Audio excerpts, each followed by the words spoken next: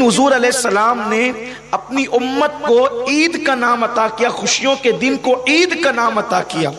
और ईद क्या है?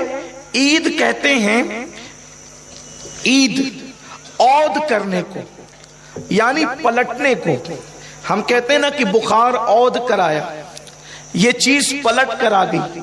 तो जो चीज बार बार पलट कर आती है, ईद कहते हैं वो खुशी जो बार बार पलट कर आए। इसका मतलब यह है कि अल्लाह के हबीब ने उम्मत को गारंटी दी है कि गम पलट कर आए ना आए, लेकिन ऐ मेरी उम्मत, तुम तक खुशियां जरूर पलट पलट कर आएगी, तुम तक खुशियां जरूर पलट पलट कर आएगी। इस्लाम में कोई दिन ऐसा नहीं है जिसका नाम ये हो कि गम पलट कर आएगा, लेकिन इस्लाम में ईद है, खुशियां पलट कर आएगी। और फिर उसके बाद सिर्फ अल्लाह अकबर, ईद उल फित्र को ईद नहीं कहा, बकरीद को भी ईद कहा। और फिर मुस्तफा जाने रहमत का कोई उम्मती सोच सकता है कि चलो साल में 2 मरतबा खुशियां पलट पलट कर आएगी, लेकिन आका ने इरशाद फरमाया हर जुमा मोमिनीन के लिए ईद का दिन है, यानी कि सिर्फ साल में 2 खुशियां पलट कर नहीं आएगी, बल्कि हर हफ्ता पलट कर आएगी, हर लम्हा पलट कर आएगी, हर साथ पलट कर आएगी। इसलिए इसको ईद का दिन कहते हैं। ईद के दिन गुस्से में आने का दिन नहीं, ईद के दिन जलाल में आने का दिन नहीं, ईद के दिन गजब में आने का दिन नहीं, ये खुशियों का दिन है। इस दिन खुशियां इसलिए है कि अल्लाह ताला खुद खुशी का इजहार करता है, और जब खुशी का इजहार करता है तो बंदों से कहता है, ए पापियों, आज तुम्हारे पाप नहीं देखूंगा, ईद का दिन दिया है तो उसके सदके सारे गुनाहों को बख्श दूंगा, सारे गुनाहों की मगफिरत कर दूंगा।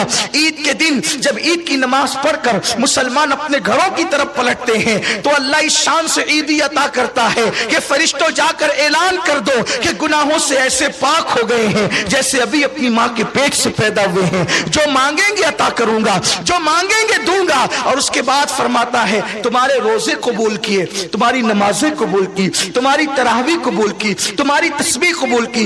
बस बात इतनी है। इसलिए अल्लाह से डरते जरूर रहो, लेकिन टेंशन इसका लेने की जरूरत नहीं है कि हमने रोजे रखे कबूल होंगे कि रद्द होंगे। अरे जब तौफीक दी है तो इंशाअल्लाह कबूल भी करेगा, मगर यकीन तो करो। और उसके बाद अल्लाह अकबर, उसने रोजदार बंदों की फहरिस्त में अपना नाम लिख दिया है। इससे बढ़कर के शहादत और क्या हो सकती है? रोजदार बंदों की फहरिस्त। लेकिन डरते भी रहो। अल्लाह रब्बुल इज्जत ने आज ईद की खुशियां अता की है, ये ईद का दिन है, लेकिन इस मुबारक दिन में हम खुशियों का इजहार करें, गरीबों को, मिस्कीनों को, जैसा कि अभी सूफी साहब ने भी फरमाया, खतीब मिल्लत ने भी फरमाया, हमारे बिरादर ने भी फरमाया कि गरीबों यतीमों का ख्याल करो। जिस खुशी में गरीब शरीक ना हो वो खुशी क़यामत के दिन अजाब बन जाएगी। बल्कि अल्लाह के रसूल अलैहिस्सलाम ने तो यहाँ तक फरमाया सबसे बुरी दावत वलीमे की वो है जिसमें गरीबों को मदऊ नहीं किया जाता। गरीबों को, यतीमों को जमा करें, उनको खुशियां अता करें, रिश्तेदारों को। जब अल्लाह नवाज रहा है तो हमें भी आज के दिन हाथ बड़ा करना चाहिए, नवाजना चाहिए, खर्च करना चाहिए। एक हदीस पाक है, और अगर हमारे पास कोई उम्मीद लेकर आए और हम उसकी उम्मीद को पूरा कर सकते हैं तो हमें उसकी उम्मीद को पूरा करना चाहिए।